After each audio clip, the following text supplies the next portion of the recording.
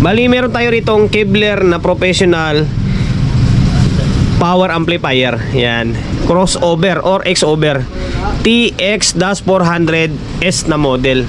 Yes, smooth review muna natin bago natin siya i-repair kasi first time ko maka-encounter ng ganitong klaseng unit. Ayan, naka 2 RU siya. 2 RU.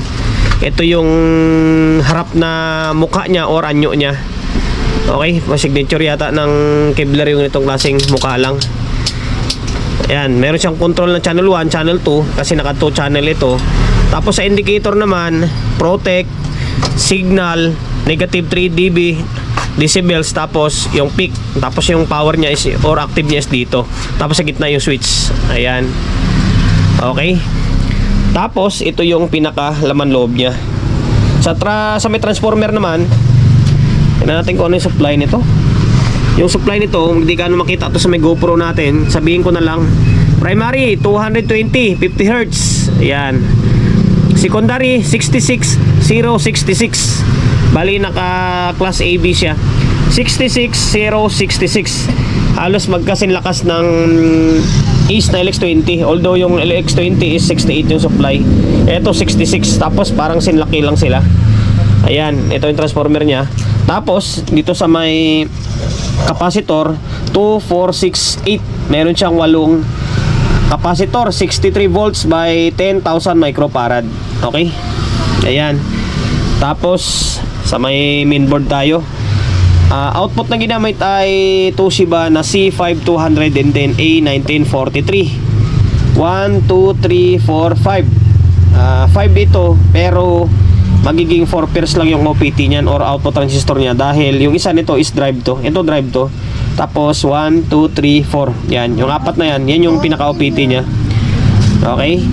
Pero by pairs, 5 piraso na C5200 and then A1943. Yan. Tapos same din dito sa may isang channel. 1, 2, 3, 4, 5. Okay? Sinisilip ko yung disenyo niya kung parang datingan niya parang Ace na C5 yung datingan ng forma. Okay? Tapos kung itatanong nyo sa akin kung SMD o carbon, ayan, naka-carbon type na siya. Malalaki na yung parts niya. Ayan o. Hindi lang gano'ng makita sa GoPro pero binibigkas ko naman, sinasabi ko naman na carbon type siya. Okay, pagdating naman sa may back panel, ito lang yung SMD sa may back panel niya or sa may input buffer niya. Although, lang naman common lang din naman sa ibang mga amplifier yan na sa mga power amplifier ngayon, kahit na mga malalaking amplifier pa, yung input buffer nila or back panel nila is naka SMD. Kasi pag pinalaki mo yan, bulky siya. Okay, tapos ikutin ko lang muna itong likod niya para mas makita natin yung pinakalikod niya. Bali, ito yung pinaka back panel niya. Okay, ito yung input. Meron siyang input 1, input 2, or input A, input B. Tapos meron siyang link.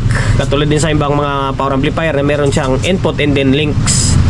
Tapos dito sa may setting or sa may mga switches niya, stereo sa may kaliwang side, bridge yung gitna niya. Yun lang kinaibahan. Sa gitna yung bridge. Tapos yung parallel is nasa right side. Okay, tapos meron siyang bass boost. Meron siya kasing crossover kaya nga nakalagay doon sa harap niya is crossover. Kasi meron siyang built-in na crossover. Ayan. Tapos ito sa may frequency ng B, frequency ng A. Okay. Tapos dito sa may switch ng high pass, low pass, tapos bypass. Pwede mo siya i-bypass in case na ayaw mo siyang i-high pass or i-low pass. Ganda. Tapos naka-individual pa yan channel A, channel B.